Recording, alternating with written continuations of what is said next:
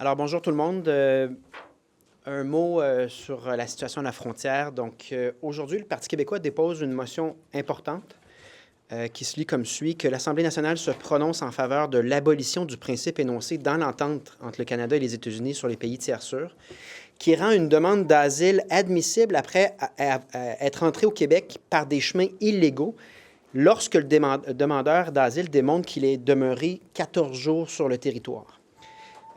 Qu'elle affirme que cette politique encourage les réseaux de passeurs criminels et la traite de personnes aux frontières. Donc hier, je vous disais qu'on a connu Roxham en raison du laxisme du gouvernement Trudeau et que c'était littéralement un sabotage de notre planification de l'immigration qui fonctionnait très bien avant cette intervention-là.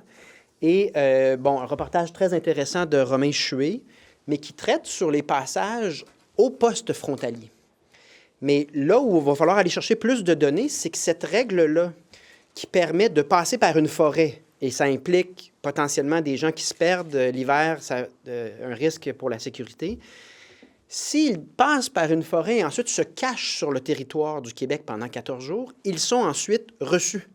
Mais ça crée évidemment un incitatif pour les passeurs criminels, ça crée un incitatif de procéder de la sorte, et ça fait partie de toutes ces règles qu'on doit réformer.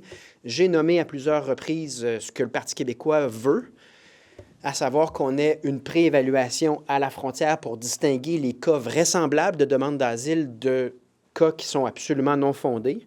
C'est une question qui se pose très sérieusement dans le cadre de l'élection fédérale.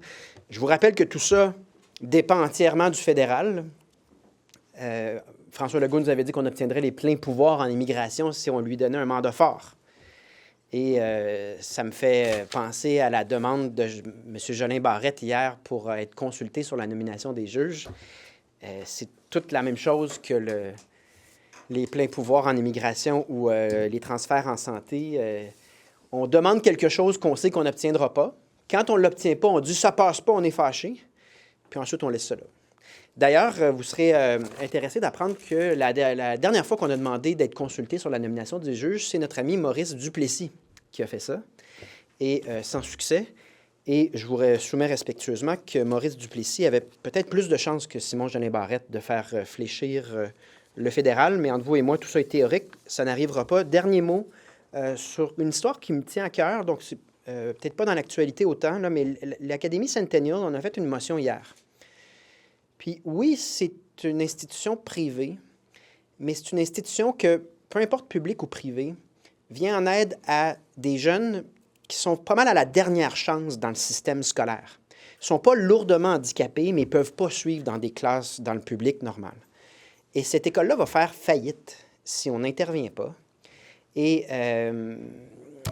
on va revenir souvent sur cette question-là. Je vois que le Parti libéral également s'est saisi de ce dossier-là. On parle de 3 millions de dollars, mais vraiment pour un groupe de jeunes qui vont contribuer à la société si on les accompagne, qui veulent leur chance. Puis il n'y a personne d'autre qui offre le service. Donc, si un jour on veut que ce soit une école publique, on peut en discuter, là, mais à court terme, personne d'autre offre ce service-là pour une clientèle qui rentre ni dans une case ni dans l'autre. Et je pense que pour 3 millions de dollars, la CAQ devrait avoir un peu plus de respect que ce que j'ai entendu Bernard Drinville crier à Pascal Bérubé pendant notre motion, comme quoi on était rendu désormais pour le privé. Là. Ça n'a rien à voir avec privé-public. C'est une clientèle qui se retrouve nulle part si on n'agit pas dans ce dossier-là. Je voulais juste le mentionner. Comme on est là-dessus, M. Saint-Pierre Plamondon, le gouvernement du Québec avait débloqué une aide d'urgence pour le Collège des Hauts-Sommets. Je n'ai pas le nom exact, il y a environ un an. C'était une situation similaire. Donc, est-ce que ce que vous demandez, clairement, c'est une aide d'urgence? Puis comment on fait pour s'assurer qu'il y ait du financement périn pour... Je vais laisser mon collègue Pascal qui a fait ça. Il y a deux éléments. Il y a une aide d'urgence qui est sur le bureau du ministre depuis l'an dernier, et puis il y a une aide pour assurer sa pérennité. C'est aussi une école où il y a un secteur anglophone et francophone. Le secteur anglophone est financé par l'État, pas le secteur francophone. Donc, il y a aussi une iniquité. Les histoires qu'on retrouve là sont de véritables miracles avec des enfants qui auraient abandonné l'école, qui ne seraient pas autant des actifs qui voudraient l'être. Et leurs parents paient une fortune pour les envoyer là. Certains sont même très pauvres. C'est une école franchement fantastique. Le parallèle est excellent avec l'école de Charlevoix, où, si je me souviens bien, 2 anciens premiers ministres avaient pris position pour faire débloquer le dossier. C'est arrivé. C'est un cas quasi humanitaire. Cette école-là est méconnue, mais j'ai rarement vu une mission aussi émouvante à l'égard d'enfants. Donc, ce qu'on demande essentiellement, oui, il y a l'aide d'urgence, mais il y a l'aide pour assurer une pérennité. C'est une magnifique école avec un projet particulier. Donc, Paul et moi, on est très touchés par ça. Puis, je vous le dis, c'est pas ce qui fait le plus l'actualité, mais pour nous, on veut mettre de la lumière là-dessus. La motion hier, le Parti libéral va poser un geste aujourd'hui, puis on entendra la position du ministre. Demandeurs d'asile, Denis Laferrière a invité le ministre de l'Immigration à faire preuve d'humanisme, après qu'il ait dit on ne peut pas accueillir toute la misère du monde. Est-ce que vous pensez qu'il faut revoir la façon dont on parle de ces personnes-là? Il faut essayer de comprendre c'était quoi l'intention là, du ministre. C'est pas une formule heureuse, là, la misère du monde. Je pense qu'on aurait pu choisir des mots plus appropriés. Je pense que la question de fond, puis il faut en débattre avec calme et dans une perspective de moyen-long terme, c'est comment pouvons-nous venir en aide et quelle est notre responsabilité par rapport à des milliards de personnes dans le monde qui vivent sous le seuil de la pauvreté selon nos standards au Québec. Et que faisons-nous avec du droit qui a émergé dans les années 50 sur le droit d'asile qui, d'année en année, finalement, a changé de vocation. Donc, à la base, une demande de réfugié, un droit d'asile, c'est lorsque, personnellement, on est visé par des menaces. C'est le cas, supposons, de quelqu'un impliqué en politique et dont l'implication politique dans un autre pays fait en sorte qu'il va être exécuté, il va être assassiné. Mais tout ça a dérivé vers une immigration économique, une voie de contournement pour arriver sur un territoire et obtenir des services, que ce soit en santé ou en éducation. Je souligne que mon collègue de la campagne 2022, Stéphane Enfield, qui est notre porte-parole, notre co-porte-parole en immigration, a fait une déclaration intéressante sur les médias sociaux où est-ce qu'il a dit qu'il laissait tomber sa pratique du droit en immigration parce qu'essentiellement, il dit, dans mon bureau, ce que je vois, ce sont des gens qui se servent du droit des demandes d'asile, mais pour des fins qui n'ont rien à voir avec la raison d'être de ce mécanisme-là. Et il voit de l'abus au point où il se disait, moi, je suis éthiquement plus confortable.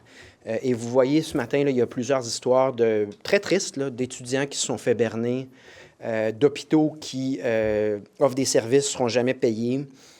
Donc, il faut prendre un pas de recul. Je vous l'avais dit il y a je ne sais pas combien de mois, je vous avais dit, si tous les pays occidentaux sont en train de resserrer leurs règles, puis nous, on a le gouvernement Trudeau qui fait exactement l'inverse, comprenons ce dont il est question, ce sont des milliards de personnes et que le Canada, le Québec, va devenir beaucoup plus prisé parce que les autres pays ont changé leur politique. Et on est complètement à côté de la plaque à ce niveau-là. On ne suit pas le groupe.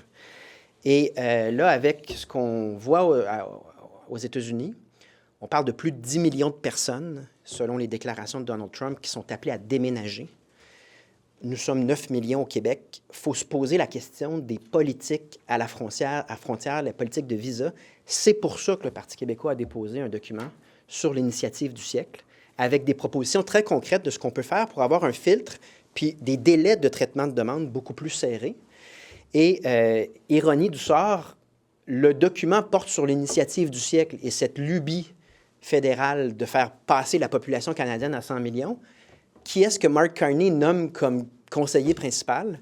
Le fondateur de l'initiative du siècle. Donc, peu importe ce que vous disent les politiciens fédéraux en campagne, il va falloir prendre acte des 10 dernières années, là, parce que c'est le même monde. Moi, je suis très inquiet et je ne suis pas satisfait de ce que j'ai entendu des partis fédéraux. C'est plus de flou que de concret et on demande très concrètement qu'au moins, on n'envoie pas les gens à travers la forêt, là, puis qu'on ne joue pas à cache-cache. Des gens qui se planquent pendant 14 jours pour exploiter un peu cette incohérence dans la... Partager les vrais demandeurs d'asile, des faux là, à la frontière. Dans le cas des Haïtiens, je veux dire, on connaît la situation en Haïti. Est-ce qu'ils ne sont pas tous des vrais demandeurs d'asile? On ne peut pas les renvoyer dans leur pays alors que c'est pratiquement la guerre civile? Bien, c'est parce qu'à ce compte-là, à Haïti, il y a 11 millions de personnes. Donc, suivant votre raisonnement, il y a 11 millions de personnes qui ont un droit d'asile au Québec. On est 9 millions. Mais parlons du Mexique. Des politiciens qui voient leur tête coupée puis on le retrouve sur un véhicule le lendemain. Là. Le crime organisé qui contrôle des villes au complet au Mexique en ce moment, là, c'est déprimant. C'est très triste. Puis vraiment, on a une responsabilité vis-à-vis ces pays-là puis ces populations-là. Mais il y a une faille intellectuelle. On pense qu'en déracinant puis en déménageant des gens, on règle les problèmes de pauvreté, d'instabilité et de guerre. Puis là, je ne vous ferai pas la liste de tous les pays qui sont en guerre de manière sanglante et cruelle dans le monde en ce moment. Tous les pays dont le régime est tellement corrompu qu'il n'y a pas de liberté puis que les gens vivent sous des seuils de pauvreté. Est-ce que c'est en déménageant tout ce monde-là qu'on va trouver une solution à leur situation ou est-ce que ce n'est pas plutôt qu'à titre de pays riches, on a une responsabilité envers eux puis on s'est fermé les yeux puis on a été paresseux en assumant que la démocratie s'installerait partout par magie? C'est l'inverse qui est en train d'arriver. Vous posez quoi? Vous êtes, on arrête de recevoir les réfugiés, puis on agit sur le plan démocratique pour essayer de faire changer le pays? Ce que je propose, c'est qu'il y ait un resserrement à l'image d'à peu près tous les pays dans le monde en ce moment, en Occident. Là. Un resserrement pour que ce soit vraiment de véritables demandeurs d'asile. Comment vous pouvez déterminer à la frontière, ça? Comment vous pouvez déterminer ça? L'Union européenne, la Hollande, donc on appelle ça en droit un examen prima facie, c'est-à-dire que sur la base des preuves à première vue, est-ce que ça tient la route? Est-ce qu'il y a une vraisemblance? Ou est-ce que c'est absolument pas vraisemblable? Puis je vous donne un exemple très, très concret par rapport aux États-Unis. Le reportage de Romain Chué porte sur les gens qui arrivent à la frontière et qui sont sans papier pour la plupart. Mais il y a tous les demandeurs, il y a tous les travailleurs temporaires aux États-Unis qui sont simplement des gens d'Amérique latine ou d'ailleurs qui sont allés travailler aux États-Unis, ils ont obtenu un permis, et qui, là, voient les choses bouger et se disent « Moi, je vais essayer le Canada. » c'est quand même facile d'entrer en ce moment dans ce contexte-là. Donc, il faut élargir un peu le portrait et se demander, est-ce que nos politiques, en ce moment en matière de visa et d'examen préliminaire, les délais également, qui n'ont pas de bon sens, est-ce que tout ça cadre avec le nombre de personnes dont il est question aux États-Unis qui sont appelées à déménager? On parle de plus que 10 millions de personnes.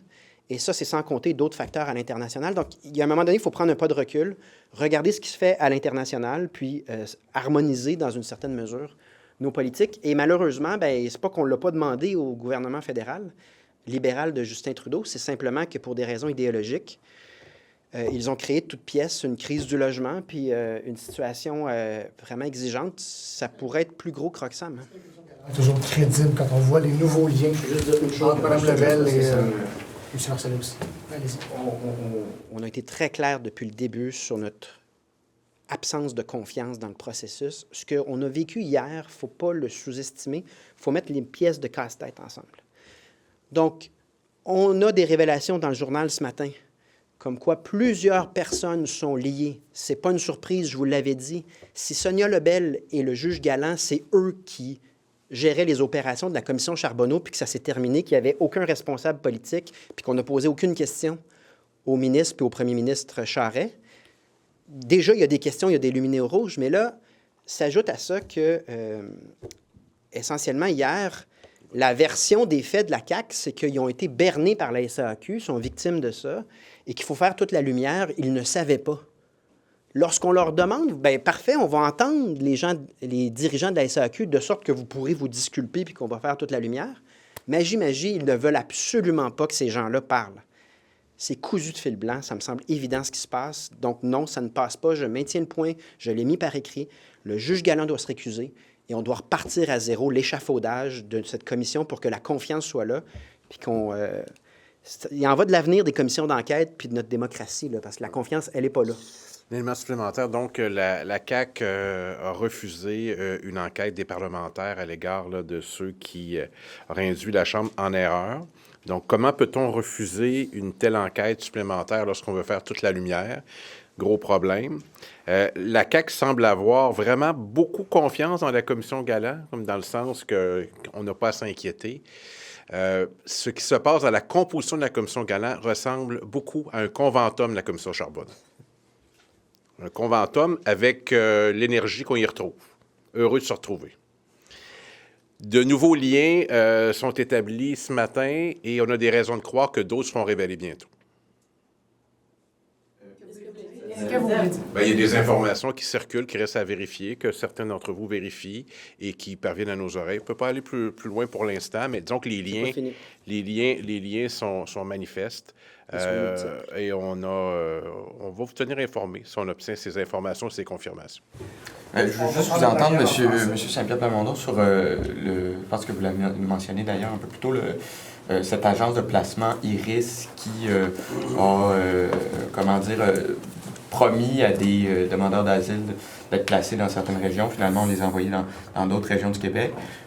Selon vous, est-ce que c'est un modèle qui est unique à IRIS? Et qu'est-ce que le gouvernement du Québec peut faire pour mettre fin à ce type de pratiques-là qui sont illégales? Bien, évidemment, un travailleur, c'est une personne humaine, là, donc il n'y a personne qui a le droit de propriété sur un travailleur. Là. On ne met pas en location des gens. Donc, il y a clairement, à nouveau, du laxisme dans les règles. Il n'y a pas d'encadrement. Mais vous avez en un matin, là, vous en avez 3 cas. Donc, il y a celui-là. Il y a la pauvre personne qui témoigne d'un faux diplôme ou d'un faux certificat pour aller à l'Université du Québec, qui est pris dans sa chambre puis qui ne sait pas quoi faire. Puis il y a tous les cas d'intervention médicale qui essentiellement sont des gens qui vont jamais payer, qui ont réussi à rentrer sur le territoire pour avoir le service gratuitement. Puis bonne chance ensuite. Donc, qu'ont en commun ces 3 exemples-là? Le laxisme réglementaire dans l'encadrement. Donc, il faut absolument resserrer parce que notre système de santé, notre système d'éducation, le logement, on ne sera pas capable si on ne se donne pas des règles durables et le modèle actuel n'est pas durable. Précisément sur les agences de placement, qu'est-ce qu'on peut faire pour régler ce laxisme? On n'a pas, entre 8h et 8h20, on n'a pas déterminé précisément, mais on peut vous revenir par écrit sur ce qu'on pense pourrait être fait minimalement. Là. Très rapidement, très rapidement, est-ce que les États-Unis sont encore un pays tiers-sûr? Je pense qu'il faut sortir de cette logique-là, à savoir est-ce que c'est un pays tiers sûr ou pas, et se demander plutôt est-ce que les règles actuelles sont viables pour le Québec et le Canada. Donc, il va falloir poser la question non pas en termes de qualification juridique des autres pays, mais en termes de notre situation et notre capacité devant une migration de 10 millions de personnes potentiellement dans la prochaine année ou les prochaines années. C'est plus comme ça qu'il faut l'analyser. Sur la PGA, vous avez été ministre du Tourisme, M. Bérubé, ou M. Saint-Pierre Plamondon, qui est député à Montréal, mais vous aviez critiqué, il me semble, la subvention accordée par le gouvernement à cet événement-là. On se rend compte qu'il y avait moins de touristes provenant de l'extérieur du Québec, finalement, qui se sont présentés à l'événement. Est-ce qu'il faut se questionner sur les subventions accordées à ce genre d'événement? Lorsqu'on est au tourisme puis on finance un événement, on se questionne toujours sur le nombre de personnes qui viennent de l'extérieur, qui amènent de l'argent neuf. Donc, il y a des études d'impact qu'on demande. Parfois, on les obtient, parfois pas. Dans ce cas-ci, j'aimerais que la ministre du Tourisme nous fournisse les garanties qu'on lui a données. Puis ça va nous permettre de juger si c'était opportun ou pas. Des groupes qui demandent de l'argent, il y en a plein. Mais il faut que ça soit toujours accompagné de certain nombre de garanties. Et si ce n'est pas le cas, posons-nous la question, pourquoi on dit oui quand même? On va replonger dans des dossiers qui me fascinent. Celui-là en particulier, il existe certainement une garantie ou une étude d'impact. Si c'est le cas, elle existe, puis quelqu'un peut vous la fournir. À suivre. Puis si vous ne la fournissez pas, c'est parce que peut-être qu'il n'est pas là. Peut-être quelqu'un qui aime le golf aussi à CAQ.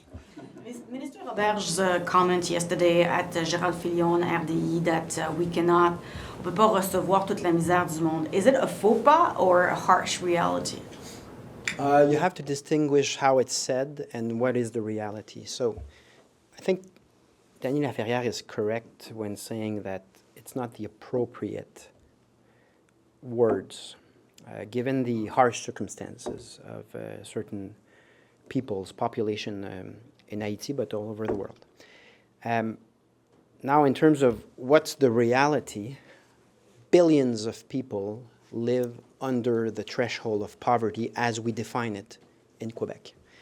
So is it true that we cannot move billions of people in Quebec as a solution to counter poverty or instability or wars worldwide?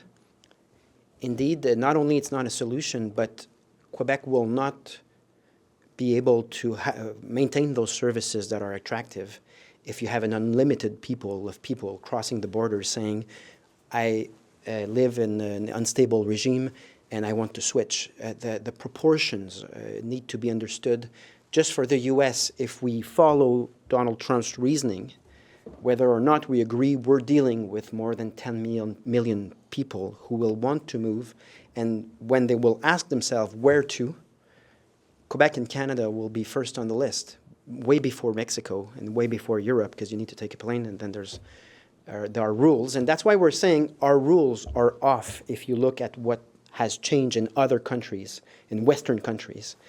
The pressure will be tremendous, and I'm not really comfortable with what I hear from Mark Carney and Pierre Poilievre in terms of concretely what they're willing to do. And we have something very concrete this morning.